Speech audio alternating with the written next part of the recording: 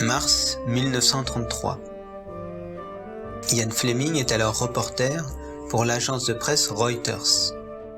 Par le biais d'un déjeuner avec un ami d'enfance, il apprend que 6 sujets britanniques et 11 Russes employés par la compagnie Metropolitan Vickers, alors responsable d'installations et de productions électriques en URSS, seront jugés par la justice soviétique pour une affaire d'espionnage et de sabotage.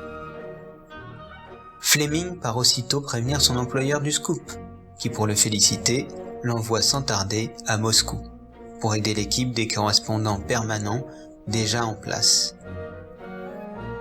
Ainsi, le 6 avril, il est littéralement expédié par avion à Berlin, où il monte dans le train direction Moscou, où 48 heures plus tard, il arrive dans un monde inconnu et étranger. À cette époque, la cité des tsars est sous l'égide de Staline et du bolchevisme d'État. Le rationnement, les privations, la collectivisation forcée des biens, une guerre étouffée avec les petits exploitants engendreront alors une année de famine sur tout le pays. Nous sommes en plein cœur de la terreur stalinienne. Près de 2 millions de Russes sont déportés de force, sans outils ni vivres, dans des villages de peuplement spécial, les kolkhozes. La population est alors morose, triste, grise. Les gens ne parlent pas, ne s'expriment pas. Suspicieux ou renfermés, ils adoptent tous le même tic, détourner la tête lorsque l'étranger les aborde.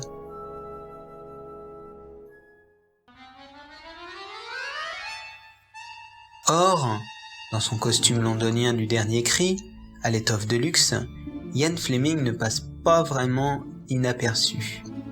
C'est charmant, c'est mondain, tellement agent secret. Au shaker, pas à la cuillère. L'exotisme, l'étrangeté du voyage, l'urgence, le vol, tout cela le grise. Il en fera d'ailleurs l'un des principaux traits de caractère de Bond, un voyageur avec le sentiment de faire partie d'une élite. Comme son héros, plus tard, Ian est à présent baigné dans le monde économico-politique international, un monde de secrets, de diplomatie, de conspiration, de législation peu ou prou détournée, et il adore ça. Bien que, contrairement à Bond, il n'y connaisse rien. Le voilà comme un imposteur au milieu de spécialistes. Car, en réalité, si l'affaire était encore discrète il y a 3 jours, à présent, toute la planète en parle. Les journalistes du monde entier sont à Moscou, ici, entassés dans le même hôtel, le National, tous chargés de couvrir ce qui semble maintenant de bon ton d'appeler l'affaire Metropolitan Vickers. Fleming commence alors par prendre ses aises et se rend tout de suite au bar. Il y retrouve tous les grands journaux de l'époque, le New York Times, le Daily Mail, le Daily Telegraph, et même son grand frère Peter, qui est ici présent en tant que grand reporter du Time.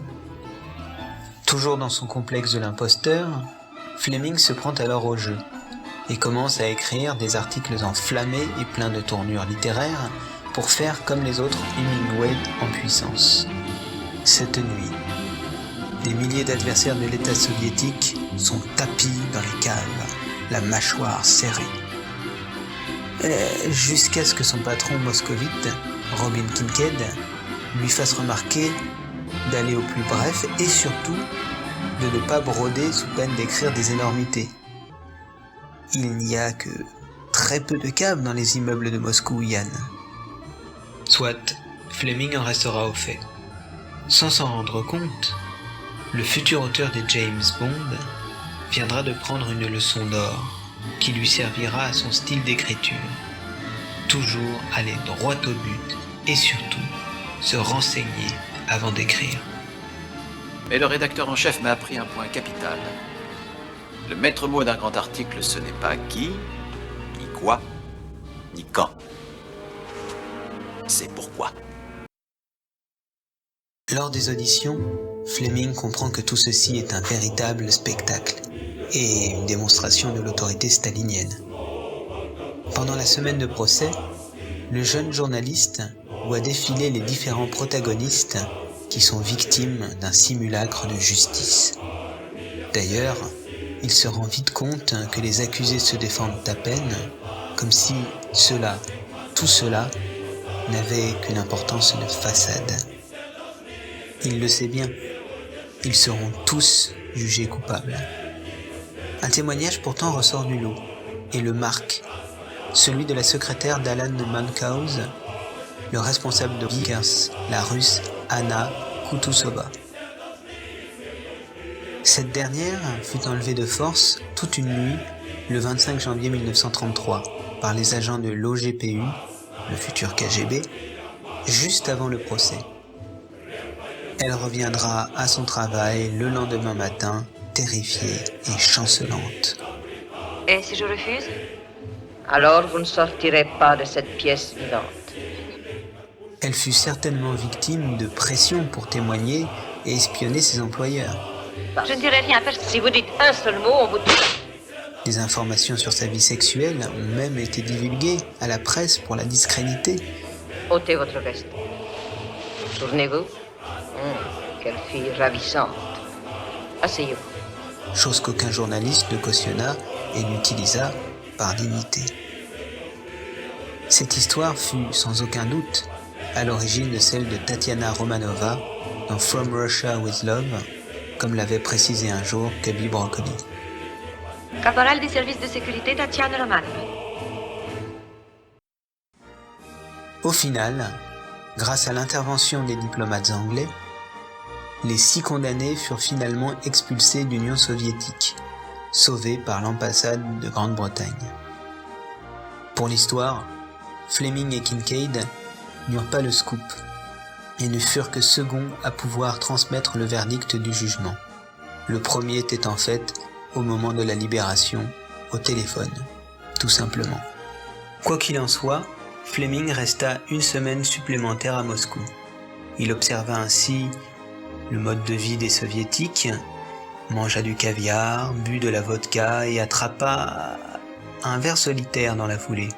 Une répugnante curiosité qu'il appela son petit monstre du Loch Ness.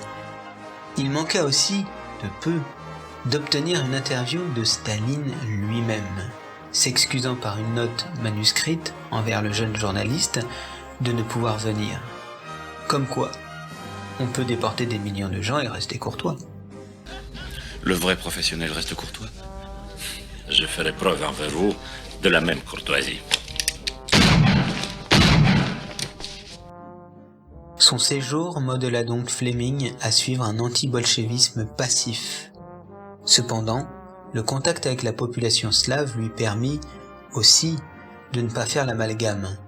Et au final, dans ses livres, il changea le Smerch et les soviétiques comme ennemis de Bond par le Spectre, une organisation fantaisiste. Notre organisation ne s'est pas donné la peine de vous faire venir de chez les Russes uniquement pour l'amusement. Numéro 3. On ne va pas se priver d'une moitié du public mondial, tant qu'à faire.